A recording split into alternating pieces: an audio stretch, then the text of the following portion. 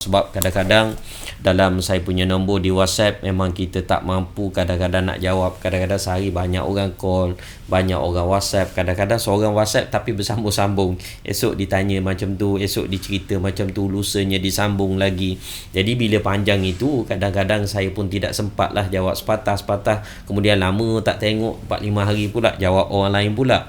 Jadi itu saya minta maaf sebab kadang-kadang kita tidak mampu untuk memenuhi semua permintaan ataupun semua pertanyaan atas kesempatan waktu dan sebagainya. Tetapi kita sentiasa cuba yang terbaik. Mudah je kalau tuan-tuan yang bagi mereka yang guna Bidadari Ikhtiar Syifa yang nak bertanya saya secara langsung ataupun secara direct, bila tuan-tuan dapat nombor saya daripada tim, call lah. Itu cara paling senang. Cuma kalau call, saya kadang-kadang time call tu ada time-time dapat, ada time-time kita ada urusan dan sebagainya tak dapat angkat. Tapi kalau call tu maknanya insya-Allah saya akan call balik kalau saya tidak dapat jawab panggilan itu. Tapi kalau dengan WhatsApp tu kadang-kadang dia tenggelam ke belakang dan sebagainya. Jadi terima kasih kepada yang menonton Pusat Tahfiz Ad-Diniyah. Assalamualaikum. Waalaikumsalam. Pusat Tahfiz Ad-Diniyah ya. Saya tak pasti ni pusat tahfiz mana. Kalau pusat tahfiz Ad-Diniyah yang minggu lepas saya ada pergi di Tanjung Malim, pusat tahfiz Ad-Diniyah juga. Ini saya tak dapat cek profil lagi. Waalaikumsalam Ustaz. Kemudian adminnya insya-Allah. Kemudian terima kasih kepada yang menonton, Ilmi Amir, Ahmad Ali katanya clear, Nur Sakinah clear, Muhammad Sufian clear. Baik, alhamdulillah. Jadi kalau clear insya-Allah kita teruskan, dan malam ni sebagaimana sebelum ni juga saya jangka tidak panjang, tapi kita tidak panjang pun kadang-kadang ambil masa setengah jam jugalah untuk kita berkongsi berkenaan dengan masalah gangguan. Dan kita telah pun cecah 30 siri orang kata live dalam benda-benda berkait dengan gangguan inilah, dan banyak soalan-soalan yang ditanya oleh tuan-tuan setiap hari tentang masalah bidara, cara guna, macam mana nak pilih bidara, macam mana masalah saka, abang saya ni sekian-sekian, ni suami saya ni sekian-sekian, ustaz tolong. Kadang-kadang dalam komen kita tanya, ustaz tolonglah saya ni dah semayang pergi masjid, macam mana jin boleh ganggu. InsyaAllah kita cuba menjawab. Tuan-tuan boleh tanya di sini, insyaAllah kita jawab. Sebab ada orang dia macam apa, dia kata dia ni dah pergi buka masjid tu pun jin ganggu ke, masjid tu pun syaitan boleh masuk lagi. Jadi bukan tak boleh gini, jawapan tu tak ada sebab soalan tu salah. Jadi kalau kita kata macamlah masjid, maknanya kenapa jin boleh ganggu bila kita duduk solat dalam masjid? Dia bukan soal masjid itu menghalang jin, tidak. Baik, kita terus kepada topik yang kita nak bincangkan kepada malam ini. Malam ini berkenaan dengan gangguan, berkenaan dengan berkhadam dengan jin. Allah Subhanahu Wa Taala telah sebut jelas di dalam Al-Quran dan memberi isyarat bahawa adanya golongan manusia yang memang menggunakan jin itu sebagai tempat diminta pertolongan, sebagai tempat diminta bantuan, dengan sama ada untuk dapatkan sesuatu kelebihan, untuk dapatkan suatu perlindungan, untuk dapatkan sesuatu kekuatan, ataupun untuk tujuan-tujuan yang lain. Dalam Al-Quran Allah sebut, inna ja'alna syayatina awliya'a lilladzina la yu'minun. Sesungguhnya kami jadikan syaitan itu maknanya sebahagiannya sebagai perlindungan, awliya alilladzi, kepada orang-orang yang tidak beriman. Mereka-mereka yang tidak beriman, tidak kukuh kuat imannya dengan Allah, tidak kuat akidahnya dengan Allah, mereka minta pertolongan dengan jin. Maka dari situ datanglah keadaan-keadaan seperti hari ini, bomoh yang minta sesuatu permintaan dengan jin dalam kaedah-kaedah rawatan yang dibuat. Dan di alam Melayu ini banyak, sebab benda ni bukan berlaku di alam Melayu saja. Sejak bermula daripada tanah Arab pun memang berlaku amalan-amalan jahiliyah, minta tolong dengan jin, sembah penunggu dan sebagainya. Kata Ash-Shibli, manusia itu jika telah rosak jiwa, maka dia selalu nak inginkan atau nak mendapatkan sesuatu apa yang dapat membahayakannya. Dia mendambakan sesuatu yang merosakkan akal, akhlak, badan, hartanya. Maknanya kalau orang tu jahat, maka dia kadang-kadang berhajat untuk orang lain jadi jahat. Itu yang datangnya sihir tu. Maknanya dia nak tengok orang ni gagal, dia dengki, dia bermusuh dan sebagainya, nak tengok bisnes orang tu jatuh, nak tengok kehidupan rumah tangga dia rosak dan sebagainya. Maka jika ada orang, maka katanya sedangkan syaitan sendiri adalah makhluk jahat. Kalau ada manusia hak jahat tadi, dan jin di kalangan bangsa syaitan ini adalah di kalangan hak jahat-jahat juga, maka mereka juga jika ada orang jahat menyukai akan azimat, sumpah dan menulis buku sihir dan semisal dengan perkara itu yang dicintai atau diradai oleh syaitan itu, maka semua itu ibarat suap katanya yang dibayar manusia sehingga syaitan itu memenuhi sebahagiannya. Ini kata Imam Ash-Shibli. Maknanya bila ada orang jahat yang berhajatkan kepada orang lain, nak sihir orang, dengki kepada orang, khianat kepada orang, bermusuh pada orang, tak boleh tengok harta orang, tak boleh tengok rumah tangga orang, tak boleh tengok kesenangan orang dan sebagainya, jin ini, syaitan ini daripada bangsa jin yang jahat, dia pun suka benda tu. Maka kalau ada manusia yang suka kepada azimat, tangkal, kelebihan, orang kata kekuatan luar biasa dan sebagainya, kemampuan tertentu, maka dia akan jadikan itu sebagai satu rasuah kepada manusia tu tadi. Maknanya jin merasuah bomoh-bomoh ataupun orang yang tidak kuat imannya dengan kelebihan-kelebihan tadi. Maka bila ambil rasuah oleh jin tadi, syaitan tadi di kalangan bangsa jin tadi, maka dia mulalah terpaksa membayarnya balik, maknanya mengikuti arahan yang diberikan tadi dengan amalan-amalan tertentu yang menyebabkan dia syirik kepada Allah Subhanahu Wa Taala. Jadi benda tu memang pancing jin. Benda tu adalah memang umpan syaitan ataupun jin untuk merosakkan akan akidah dan iman manusia. Maka dari situ datanglah kelebihan-kelebihan luar biasa, boleh tengok sesuatu, dapat berita dan sebagainya. Terima kasih pada semua yang nonton. Ramai komen.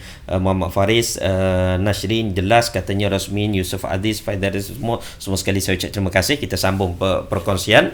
Jangan lupa tag ataupun share kepada rakan-rakan. Mudah-mudahan menjadi perkongsian, memberi kata panduan, sebab ramai sangat dalam masyarakat kita orang yang salah dalam berubat, jumpa dengan bomoh dan sebagainya. Rugi jumpa bomoh kena bayar 3-4 ribu, kena bayar 10 ribu, habis 10 ribu. Rugi tu tuan-tuan tak besar lagi. Rugi yang paling besar adalah rugi akidah. Man ata arrafan fas'alahu an syai'in lam yuqbal lahu salatun arba'una yawman. Kata Nabi SAW, barang siapa datang jumpa dengan seorang tukang telik, samalah bomoh yang dia boleh cerita sesuatu ke depan, maka lalu ditanyakan sesuatu, maka Allah tidak diterima dia solatnya selama 40 hari. Ini kerugian yang paling besar. Kita tak nampak hak rugi dah duit 4,000, 5,000 dan sebagainya. Hak rugi hilangnya akan ibadah kita, nilai di sisi Allah Subhanahu Wa Taala, itu kerugian yang kita tak nampak, yang kita tak qada, yang kita tak taubat balik dan sebagainya, dan menyebabkan kita lagi rosak dan sesat. Baik. Jadi bermakna jin itu suka menyuap manusia, syaitan itu suka merasuah manusia dengan kelebihan-kelebihan tadi, pancing manusia dengan kelebihan tadi supaya dia dapat sesuatu kelebihan. Maka berlakulah kadang-kadang walaupun dia berubat, dia menggunakan kalamullah. Mula-mula kita pergi jumpa Tok Bomoh tu, dia baca Bismillahirrahmanirrahim. Tuan-tuan, itu yang dia baca Bismillah. Belakang daripada Bismillah, dia sambung dengan mentera tertentu tu. Bismillahirrahmanirrahim. Badai kurang, badai cenai. Contohnya kalau Kelantan punya mentera lah. Dia punya ada style dia lah. Maknanya dia mula Bismillah. Bismillah wabillah wa Bismillah wabillah la ilaha illallah. Dia mula-mula memang bunyi gitu. Lepas tu dia sambung khatam tergata was debat minta lekat dah dari minta berkat dengan berkat la ilaha illallah Muhammadur Rasulullah. Kita bunyi la ilaha illallah Muhammadur Rasulullah. Ya tu. Sedangkan yang dibaca sebelumnya adalah jampi mentera. Bomoh ini kalau dia mencampurkan bacaan ayat Al-Quran dengan jampi mentera, maknanya benda yang syirik, pada ketika amalan dia menulis, maka ditulisnya Al-Quran, nampak benda baik, tetapi ditulis dengan najis. Sebab kadang-kadang diberi mentera kepada kita. Diberi mentera, kita buka-buka, nampak ditulis ayat macam ayat Al-Quran. Itu pun kita tak tahu. Mungkin tulis betul, mungkin tulis terbalik. Ada yang tulis betul, tetapi ditulisnya dengan najis. Ditulis dengan darah dan sebagainya. Kita pun tak nampak sebab kering tak. Ingat ke dakwah pen warna merah? Sebab itulah, untuk mengenali perbuatan dan amalan bomoh ini bukan senang bagi orang awam. Tetapi bagi mereka yang orang kata terlibat dalam bidang perubatan ini mungkin boleh mengenali dah dengan orang kata cara-cara ataupun orang kata luaran dia dan sebagainya lah. Bagi tuan-tuan yang nak mendalami ilmu perubatan, tuan-tuan boleh join kursus perubatan Darussalam ambilan generasi ke-16 pada Mac 2020 yang akan berlangsung di Hotel Putra insya-Allah sebagai permulaan. Kemudian kita ada lanjutan sebulan sekali sebanyak 1 tahun pengajian. Ini boleh komen, nanti kita cuba bantu, ataupun tuan-tuan pergi ke kursusperubatan.com, boleh kontak bahagian pendaftaran di sana untuk pengajian setahun. Ini sambil-sambil lah kita iklan untuk mereka minat untuk belajar dengan dibimbing oleh Tuan Guru Ustaz Ismail Kamus insya-Allah. Jadi bermakna jin tadi menipu daya manusia supaya menulis ayat kalamullah dengan keadaan terbalik, dengan ayat yang dengan tulis dengan benda najis dan sebagainya, maka percampuran tadi menyebabkan manusia keliru. Hakikatnya mereka lah syirik kepada Allah Subhanahu Wa Taala, sebab mereka akan tulis apa saja yang meredakan syaitan. Maknanya kita kata yang membuatkan syaitan itu berpuas hati, sama ada melalui kata-kata atau melalui penulisan. Maka dengan itu syaitan pun datangkanlah kepada orang takdi kelebihan tertentu, seperti dapat menyelam dalam air. Menyelam tu macam bukan menyelam macam kita, orang menyelam setengah, menyelam tak sampai seminit lepas tu bangun balik, bukan menyelam, tapi boleh menyelam maknanya masuk dalam air lama, boleh tangkap buaya, kita kata boleh terbang, boleh pergi ke jarak jauh dalam tempoh yang cepat, dan sebagainya, ataupun boleh mendatangkan wang, maknanya macam orang yang bela toyol, maknanya syaitan itu boleh datangkan wang kepada dia, ataupun sebab-sebab lain lah, maknanya keadaan-keadaan lain yang memberikan dia suatu kelebihan yang luar biasa berbanding dengan orang lain. Ini kerja syaitan, kerja syaitan. Dan kalau kita tengok dalam Al-Quran, tuan-tuan yang dirahmati Allah, memang ada dalam kehidupan ini, dalam kehidupan para Nabi, Allah berikan kepada Nabi Allah Sulaiman satu kelebihan, yang mana Nabi Sulaiman itu diberi kelebihan boleh kuasai angin, boleh perintahkan syaitan, jin, bangsa jin semua kena ikut perintah yang diperintahkan oleh Nabi Allah Sulaiman. Bahkan kalau mereka tidak ikut, mereka akan sakit, mereka akan terbakar dan sebagainya. Allah sebut dalam Al-Quran, fasakharna lahu ar-riha tajri bi amrihi rukha'an haitsu asab wasyatina kulla banna'in wa ghawwas wa akharina muqarranina fil asfad. Kemudian kami tundukkan kepadanya angin berhembus dengan baik menurut perintahnya ke mana saja yang dia kehendaki. Apa saja Nabi Sulaiman minta, yang disebut dalam ayat yang lain, perjalanan yang ambil masa sebulan, Nabi Sulaiman boleh pergi dalam tempoh sekelip mata saja sebab dibawa oleh angin. Kemudian katanya, dan kami tundukkan kepadanya syaitan-syaitan, semua ahli bangunan dan penyelam, dan yang lain terikat dalam belenggu, maknanya jenis-jenis syaitan tadilah. Jadi maknanya memang diberi kelebihan kepada Nabi Allah Sulaiman, dapat menundukkan, dapat memberikan arahan, dapat memerintahkan syaitan-syaitan ataupun bangsa jin secara keseluruhan. Apapun kelebihan ini adalah kelebihan yang datang kepada Nabi Allah Sulaiman sahaja. Tidak ada pada nabi-nabi yang lain. Apatah lagi pada manusia macam kita orang biasa. Salafus soleh pun tidak ada. Tuan Guru Datuk Harundin pun tak boleh perintah jin. Tuan Guru Datuk Ismail Kamus pun tak boleh perintah jin. Ustaz ulama mana pun tak boleh perintah jin. Jadi kalau ada seseorang bomoh ataupun ustaz yang mengaku dia boleh perintah jin, maka hebat lagi lah dia dengan Nabi Sulaiman. Bahkan kita tengok tuan-tuan, dalam cerita bila Nabi SAW dalam keadaan solat, maka datang ifrit yang mengganggu Nabi. Ini kita cerita pada hari Khamis baru ni tentang tajuk apa? Penyamaran jin. Maka Nabi cekik dia, Nabi nak tangkap di tiang, nak suruh orang sahabat-sahabat boleh tengok esok hari. Nabi teringat doa ataupun permintaan Nabi Allah Sulaiman supaya kerajaan ataupun kelebihan mendapatkan ataupun memerintahkan jin itu, kerajaan jin itu adalah dia sahaja. Maka Nabi kerana teringat doa Nabi Sulaiman tadi, maka Nabi SAW pun lepaskan balik jin itu tadi. Jadi kelebihan ini adalah kelebihan kepada Nabi Allah Sulaiman. Disebut dalam Al-Quran, qala rabbighfirli wa habli mulkan la yanbaghi min ba'di. Apa? Tertinggal satu ayat. Qala rabbighfirli wa habli mulkan la yanbaghi li ahadim min ba'di innaka antal wahhab. Maka katanya rabbi firli, mana ya Allah ampunilah aku dan berikan aku kerajaan, berikan kerajaan yang aku miliki yang tidak ada siapa memiliki selepasku. Jadi sesungguhnya engkau Maha Pemberi. Jadi maknanya ini adalah kerana permintaan Nabi Allah Sulaiman, dan Allah makbulkan permintaan itu dan tidak diberi kepada nabi lain. Hatta Nabi Muhammad ada, boleh kalau dia minta, tetapi kerana dia tidak nak menghormati akan permintaan Nabi Allah Sulaiman itu tadi. Maknanya para nabi pun tak ada benda tu, para salafus soleh pun tidak ada benda tu, para ulama pun tidak ada benda tu.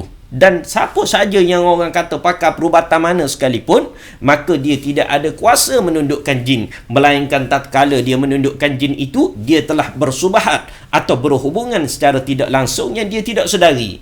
Maka itu kadang-kadang banyak mendatangkan dosa, banyak mendatangkan fitnah, dan banyak mendatangkan benda mungkar.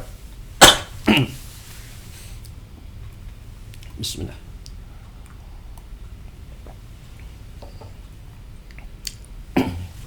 Baik. Kat mana tadi? Maknanya Nabi Allah Sulaiman saja, orang biasa tidak berlaku. Jadi tuan-tuan yang dirahmati Allah, para bomoh pula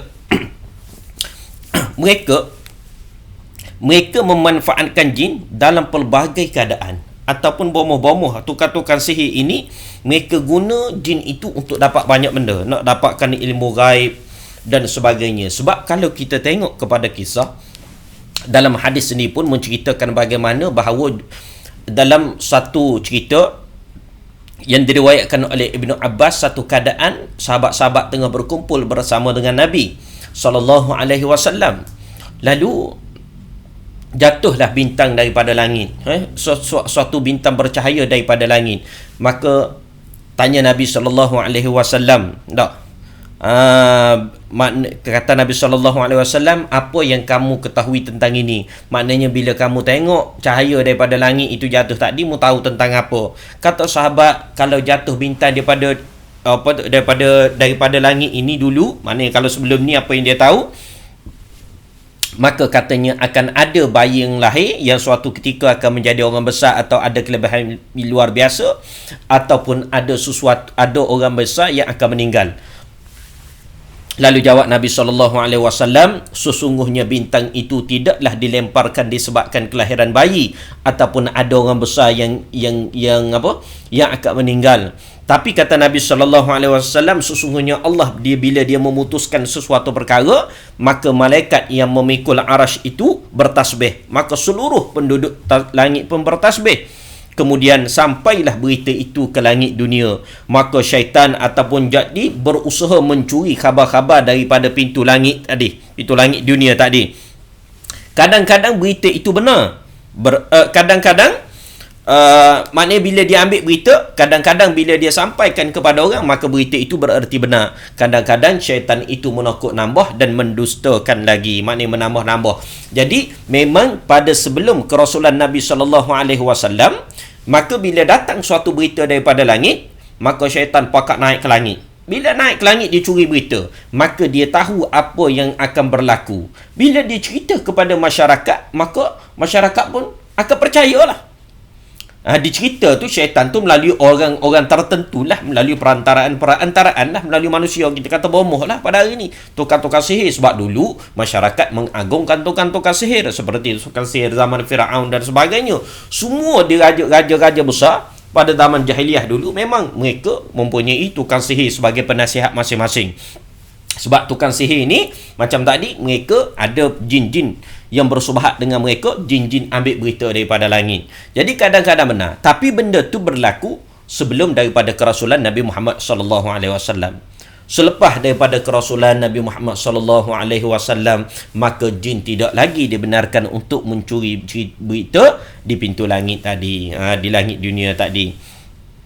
Jadi kerana itulah pada hari ini pun orang ramai orang datang menjumpai bomoh-bomoh dengan tujuan nak cari. benda hilang tanya bomoh, nak siapa jodoh akan datang tanya bomoh, esok rugi ke untung pun tanya bomoh, macam orang main loteri lah, main judi dan sebagainya. Mereka akan jumpa bomoh, tak nak tahu menang ke kalah, apa nak guna, apa nak buat dan sebagainya. Bahkan ada orang yang bertanya tentang kematian, umurnya berapa lama, tak, dengan siapa akan berkahwin, tak, dan sebagainya.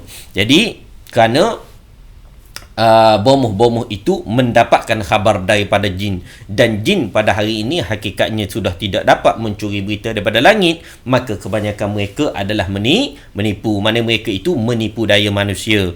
Jadi sebab itulah dipesan oleh Nabi SAW sebagaimana hadis yang saya sebutkan awal tadi, man ata arrafan fasa'alahu an syai'in lam yuqbal lahu salatan arba'ina yawman. Barang siapa yang datang kepada tukang tilik, tukang sihir, tukang nujum, kemudian bertanya kepadanya tentang sesuatu, maka tidak diterima solatnya selama 40 hari. Maknanya janganlah sesekali kita datang bomoh sebab nak tanya siapa yang sihir aku, tak, siapa untung rugi kita bisnes ke macam mana.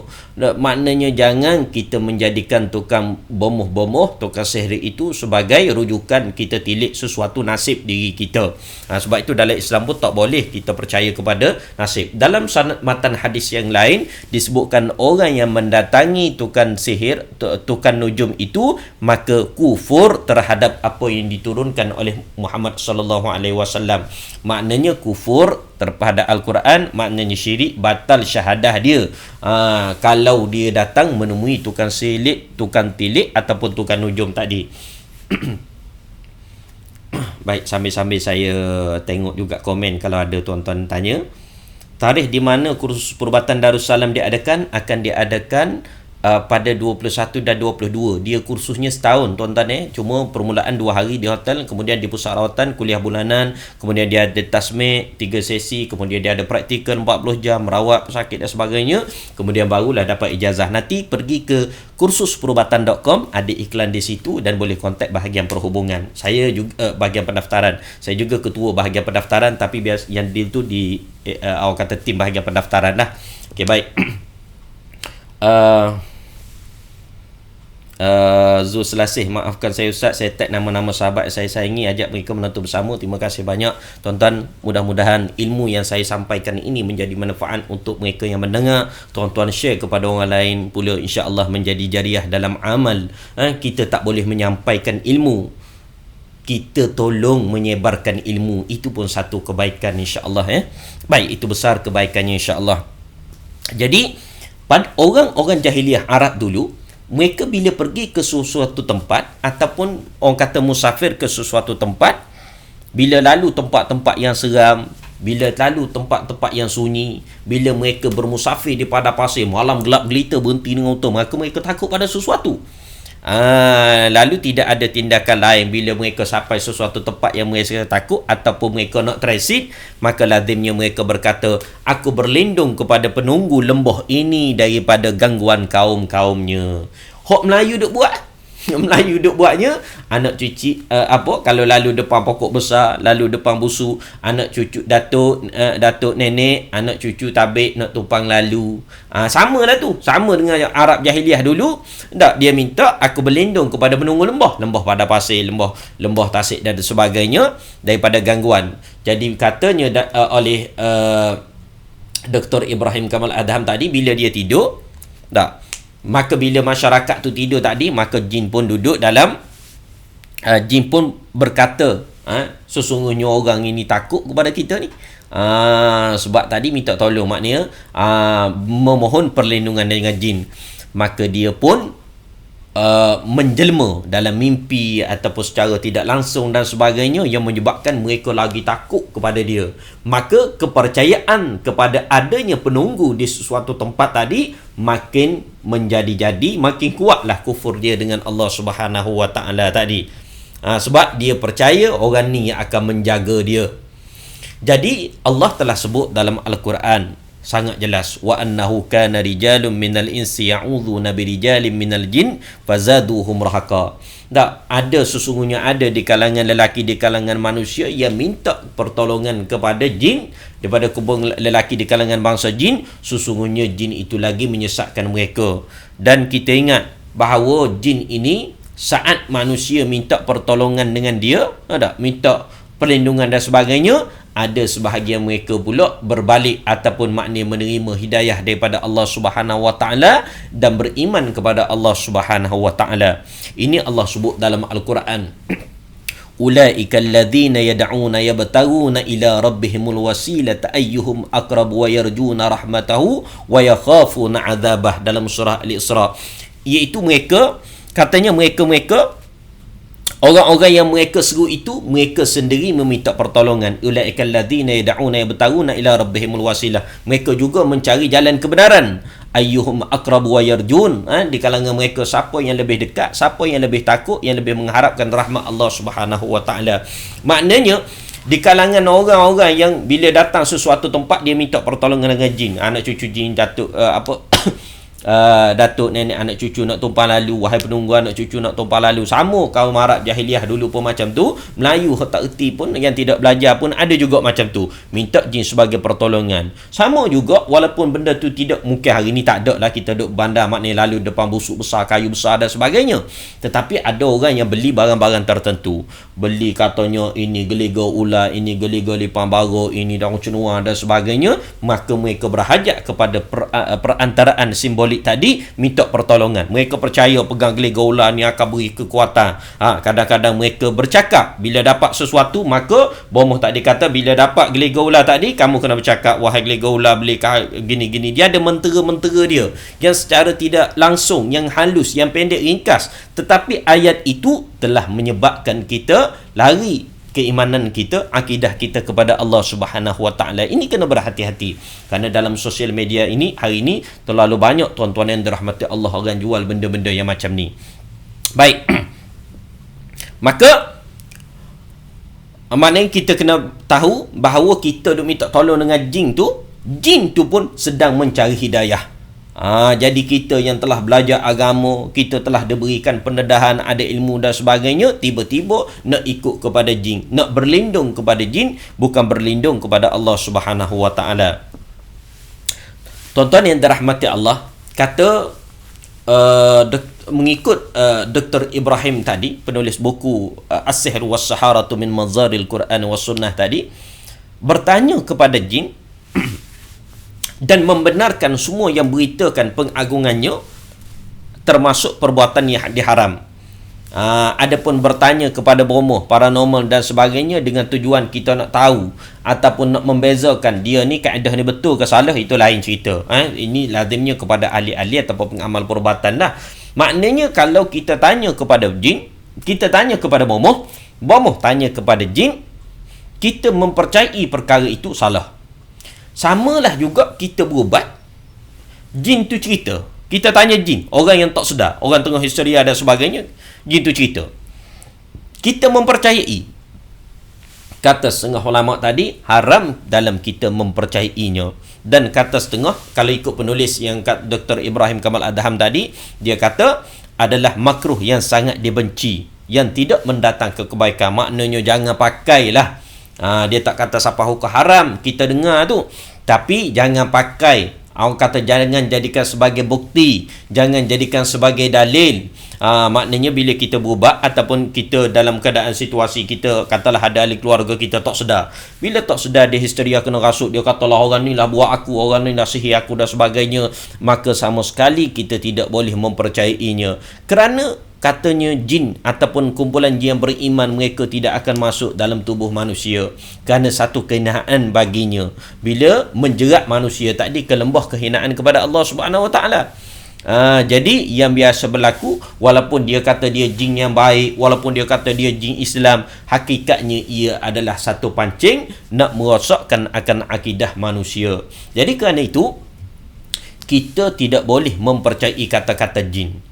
Kita tidak boleh membenarkan kata-kata jin. Sekalipun dia baik, dengar boleh lah. Orang kata, orang Kelantan panggil, dengar boleh, percaya tak boleh. Mana dengar saja, percaya jangan. Lagi-lagi maknanya kalau ketika jin itu jin yang merasuk dalam tubuh orang, jin yang jahat, tujuan dia merasuk dan sebagainya. Jadi tuan-tuan yang dirahmati Allah, bermakna hukum ataupun kita membela jin, berkhadam dengan jin, dia bukan bela jin ni, tak ada. jin tu bukan binatang, bukan orang kata macam orang kata itik ayam kita boleh tangkap begitu tak. Masuk walaupun bela jin, maknanya orang tu bela sesuatu tadi dengan cara dia bagi makan. Hakikatnya dia bagi makan kepada jin, jin pun bagi makan kepada dia. Dia bagi makan kepada jin, makan darah dan sebagainya, tak, mentera dan sebagainya. Jin pun bagi makan kepada dia juga, bagi kekuatan kepada dia dan sebagainya, sama-sama. Sebab itu dipanggil maknanya meminta pertolongan dengan jin. Berkhadam dengan jin tadi, dia bukan bela tu sebagai surah semata-mata. Ada ke tak orang yang diberi kelebihan kepada Allah? Tuan Guru selalu sebut, maknanya dalam hukum ataupun satu keadaan yang mana orang soleh boleh memerintahkan jin. Katalah dia tu banyak semayang, soleh, ilmunya banyak, bila dia bercakap jin dengar. Ada ke tak? Ada kemungkinannya, tidak mustahil. Tetapi perkara itu jarang berlaku. Tambah-tambah pada zaman hari ini, nak jumpa golongan yang memang betul-betul soleh dengan Allah Subhanahu Wa Taala, yang betul-betul jauh daripada perkara-perkara dunia dan sebagainya. Hatta kita tengok orang-orang yang soleh, pakar-pakar dalam perubatan, Tuan Guru Ustaz Ismail kamu, Tuan Guru Datuk Harudin, ataupun ulama-ulama Nusantara dan sebagainya lah, kita kata mereka pun tak ada jin yang diberikan arahan. Beri arahan pada manusia untuk buat baik. Tak ada orang bagi arahan pada jin untuk buat orang kata buat bangunan, buat sesuatu dan sebagainya. Kerana perkara itu banyaknya adalah tipu daya daripada golongan jin yang jahat. Jadi demikian, kita tidak boleh berdamping dengan jin, kita tidak boleh mempercayai kata-kata jin, kita tidak boleh mempercayai atau mendapatkan khidmat daratan daripada mereka yang menggunakan jin. Jelas? Jadi sebagai penutup, maknanya saya ingatkan tuan-tuan yang dirahmati Allah, hari ini banyak sekali orang bila merawat kadang-kadang senang-senang je dia tuduh orang tu buat, orang ni buat, saya nampak dalam tubuh kamu ada sekian-sekian, saya nampak bawah tangga kamu, daripada jauh dia nampak. Ini semua penampakan ini menunjukkan orang itu menggunakan jin dalam khidmat yang diberikan itu tadi. Maka janganlah sesekali kita mendekatinya. Sebagaimana saya sebut tadi, kerugian duit tu di dunia satu hal, tapi rugi yang paling besar adalah kerugian di akhirat. Baik, insyaAllah, dan saya cuba untuk ada beberapa soalan yang saya cuba jawab insyaAllah. Ni daripada Nafizah, katanya Alustar ada ke ejen yang boleh dapatkan? Alustar, saya rasa Alustar tak ada. Kita ada kedah seorang saja. Tuan-tuan boleh PM, insyaAllah kita cuba bantu melalui post lah. Kita post tiap-tiap hari produk bidara ikhtiar syifa. Pengedar kita tak ramai, tuan-tuan yang dirahmati Allah, sebab kita ambil tak semua orang boleh jual senang-senang. Sebab kita tak nak dia salah dalam memberikan penjelasan. Asal orang nak beli ke, iyalah sihir. Orang mesej, saya sakit kepala ni, mungkin sihir. Semua dimungkinkan sihir. Maka ada benda yang tak ada kaitan dengan sihir ataupun jin, ada benda yang ada kaitan dengannya. Jadi tuan-tuan boleh PM, insyaAllah kita cuba bantu. Dan sebelum daripada saya baca, ada beberapa soalan, saya ambil mungkin 2-3 sebagai penutup, sebab dah sebut tadi tak nak panjang. Saya nak sambung untuk cabut 5 nombor tadi. Ada 6 nombor mereka yang membeli pada Ania punya promotion hari tu dan dapat orang kata cabutan bertuah. Saya baca nombornya. Mereka yang menonton pada malam ini ataupun seterusnya dalam tempoh 7 hari boleh claim lah hadiah yang kita bagi ni. Ini saya buat ringkas je sebab saya sambung pada soalan-soalan, insyaAllah. Okey, yang pertama memenangi gel mandian, satu gel mandian dan juga satu storyboard. Storyboard dia bekas kain, saya tengok dah bekas yang simpan barang tu lah. Satu gel mandian dapat percuma. Ni ada, ni dia, saya cabutkan. Dia punya kopi yang kita post tu lah, kalau saya menot. Ni lelaki Muhammad Saleh bin Muhammad Jaiz daripada Johor Bahru.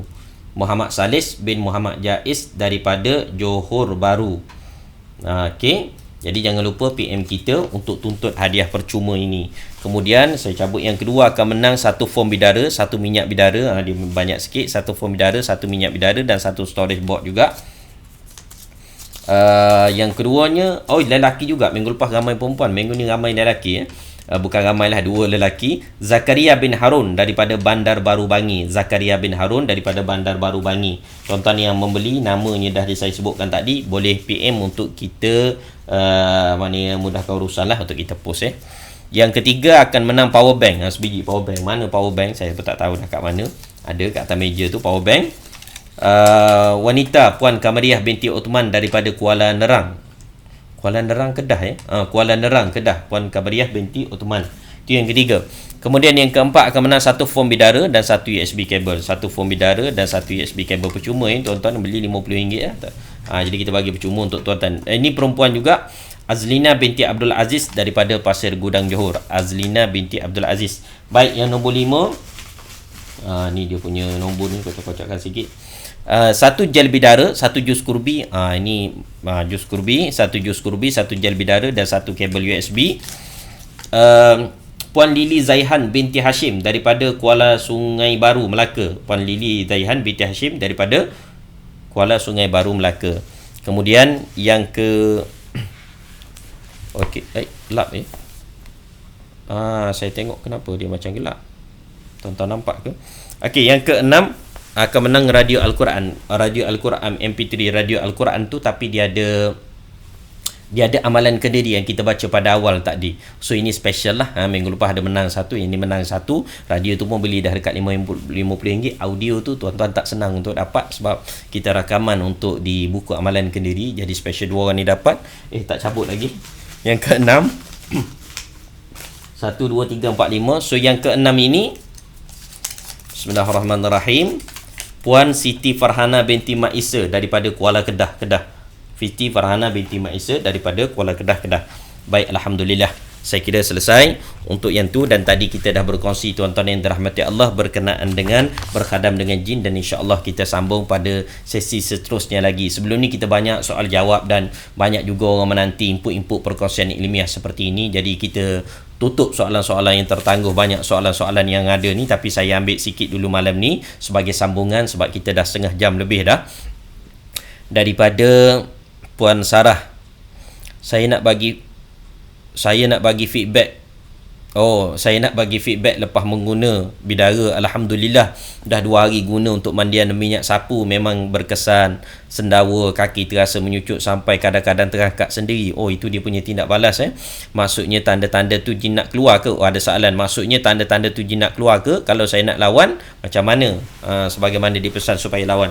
Memanglah bila kita guna mandian ini, tuan-tuan yang dirahmati Allah, kita guna mandian bidara ke, minyak bidara dan sebagainya, ini kita ruqyahkan ini, maka jin akan sakit. Bagi jin yang orang kata gangguannya orang kata ringan, seperti kita tersepak, terikut kita dan sebagainya, atau tempiah daripada kawan-kawan balik kerja, kita kawan baik kita tu saka kuat betul dia, dan kita bergaduh dengan dia, marah jin dia, bertenggek atas bahu kita, sakit kepala, sakit badan, maka bila kita mandi dia hilang. Itu gangguan-gangguan yang ringan. Kita pergi hiking, naik bukit atau balik malam-malam kerja, ada jin mengikut kita, maka hilang. Kita kadang pergi masuk hutan, nampak terlibat sesuatu, balik mimpi lah, tak boleh tidur dan sebagainya, sapu hilang. Anak menangis malam, tak berhenti-henti, sebab budak ni dia bukan gangguan yang masuk dalam diri dia. Biasa budak-budak kecil, jin menampakkan dalam rumah, maka kita mandi hilang. Itu gangguan-gangguan ringan. Tapi kalau bentuk-bentuk yang seperti sihir, saka dan seumpamanya, atau mudah cerita kita gangguan ni dah puluh-puluh tahun, maka dia sikit mengambil masa. Bila kita pakai jin itu sakit, bila sakit dia ni pun pandai juga. Maknanya kalau aku keluar, rugilah dia.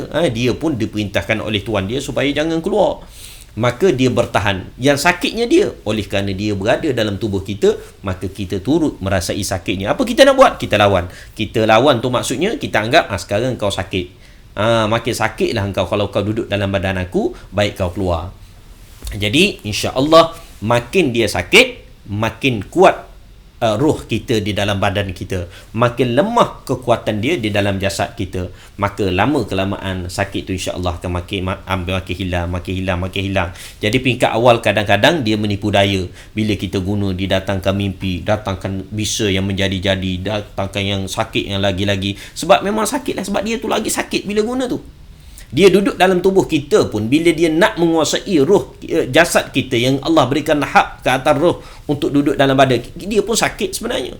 Tak kuat sebenarnya, susah sebenarnya. Kenapa dia nak duduk dalam tubuh kita? Tapi bila kita guna ruqyah, kita guna bidara yang diruqyahkan itu, dia laki-laki sakit menyebabkan bising itu kadang-kadang menjadi-jadi, tapi dia ambil masa. Maknanya insya-Allah ada orang seminggu dua, ada orang kadang sampai sebulan dua. Biasanya seminggu 2 minggu pertama kalau orang tu dah lama gangguan memang terasa sikit sakit, kemudian dia makin pelan, kita konsisten guna insya-Allah, mudah-mudahan tinggal lah. Kalau 2 bulan 3 bulan tak beransur kuat lagi, tuan-tuan rasa macam makin kuat lagi dia punya gangguan, datanglah ke pusat rawatan, bawa RM50 itu je buat rawatan. InsyaAllah kalau jin tu terus sudah lemah, dah sapu dengan bidara dan sebagainya, dia lemah, dia sakit, bila kita rawat dia lagi senang keluar. Kemudian kita guna konsisten berterusan 3-4 bulan datang sekali. Maknanya saya sendiri pun maknanya nak suruh datang tiap minggu bukan senang, tiap bulan pun bukan senang. Tuan-tuan konsisten guna bidara yang kita dah ruqyahkan ini 3 bulan 4 bulan datang sekali, insya-Allah boleh nampak perubahan insya-Allah. Daripada Amalina, Assalamualaikum Ustaz, nak tanya berkaitan lahirnya anak tanpa hubungan, mungkinkah daripada gangguan jin? Ya betul. Maknanya kalau tanpa apa-apa hubungan, memang terbukti tak ada apa-apa hubungan, lahirnya anak memang boleh terjadi di orang kata dirogol ataupun diperkosa oleh jin itu tadi. Tapi dia pun sebab bila seseorang itu diperkosa oleh jin, maka dia pun akan sedar dalam keadaan separuh sedarlah, terasa seperti orang sedang mencabulnya, memperkosanya, maka memang boleh mendatangkan lahirnya anak jin. Begitu. Asmariah Kamariah, Assalamualaikum Ustaz, saya selalu rasa bisa di kaki-kaki, kadang-kadang buat pijak sakit, badan pun sakit, busa-busa, bisa-bisa, dia tulis busa-busa. Jadi kalau kita terasa selalu bisa-bisa di badan, dah pergi cek hospital kata tak ada apa-apa dan sebagainya, tuan-tuan guna satu mandian ini, kemudian mana dia punya mandian, guna satu mandian, kemudian guna satu minyak. Kemudian kalau boleh minum jus, itu package yang sangat-sangat baik insya-Allah. Maknanya dalam 3 ni 100 berapa entah saya tak ingat lah PM dia punya ni. Ini untuk dalaman, kita ada daun bidara dalam ni, dengan formulasi khas dengan kurma ajwah. Kemudian dalam ni gel mandian, dalam ni minyak yang partinya lebih tinggi. Bila tuan-tuan guna dalam 7 hari pertama, cara kita suruh 7 hari, tuan-tuan perlu kita faham 7 hari itu bukan rawatan lengkap. 7 hari itu untuk kesan, untuk scan orang tu ada gangguan ke tak ada. Kalau 7 hari tak ada apa-apa mandi, maknanya mungkin bukan gangguan. Tapi kalau mandi 7 hari, Ustaz, saya lepas mandi 7 hari ni, saya dah mandi ni, lepas tu sendawa, sekarang dah cukup 7 hari, macam mana nak buat? Teruskan guna, insya-Allah seminggu 2 minggu. Ada orang ambil masa 2 bulan, ada orang ambil masa 3 bulan. Kita tak dapat jamin berapa lama. Kalau sakit pun dah 30 tahun, bukan senang lah nak mandi 7 hari tu terus sembuh. Memang ajaib tu Allah boleh bagi, tetapi kadang-kadang Allah nak bagi sedikit masa untuk lihat kita ini sabar ke tak dalam apa yang kita yakin dalam kita mencari ikhtiarnya.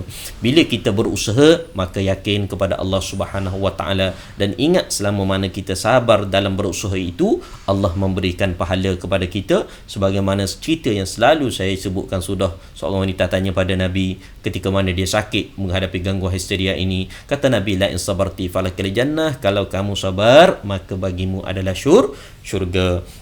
Jadi saya kira sekadar ini saja pada malam ini, mudah-mudahan boleh memberi perkongsian yang baik pada kita semua. Tuan-tuan jangan lupa share dan juga tag rakan-rakan, mudah-mudahan memberi manfaat bagi yang nak mendapatkan bidara ikhtiari syifa. Kita dalam fasa terakhir untuk orang kata tutup tempoh promosi yang kita buat hampir setahun sudah. Maknanya pembelian tertentu dapat free membership dan dapat free 10%. Bila repeat order, member 15%. Kita bagi diskaun, satu harga yang sangat istimewa, sebab kita tahu bila orang beli, orang ada gangguan, dia rasa kesan, dia nak repeat lagi. Jadi kita mudahkan dengan harga member, dia boleh repeat. Kalau pemandian tu 43, dia dapat tak sampai RM36 pun, lebih kurang macam itulah. Maknanya banyak 15% yang kita bagi tu untuk mudahkan orang konsisten ataupun istiqamah dalam menggunakannya. Jadi jangan lupa, tuan-tuan yang ada gangguan, kadang-kadang ragu-ragu nak beli, ya ke tak, nanti dulu. Memang jin dia suka buat macam tu. Kalau kita ada gangguan, nanti dulu, nanti fikir dulu, nantilah dulu, jin memang suka nanti. Sedangkan makin kita menanti tadi, makin sakit, makin teruk. Jin makin beranak pinak, makin membesar, makin banyak kekuatan dia. Kita duduk nanti. Sama juga orang nak pergi pusat rawatan, tunggu dulu tu dah tak pergi juga. Sebab tu jangan dinanti-nanti kalau kita ada penyakit-penyakit yang jelas ada simptom-simptom gangguan ini. Jadi kalau kita rasa nak tahu, boleh PM, nanti kita tim bagi dia punya 28 tanda-tanda orang yang ada gangguan. Boleh tengok ya tanda-tanda. Jadi cuba guna. Kalau nampak tindak balas, mungkin dah ada gangguannya, insya-Allah. Baik. Jadi saya kira sekadar itu pada malam ini.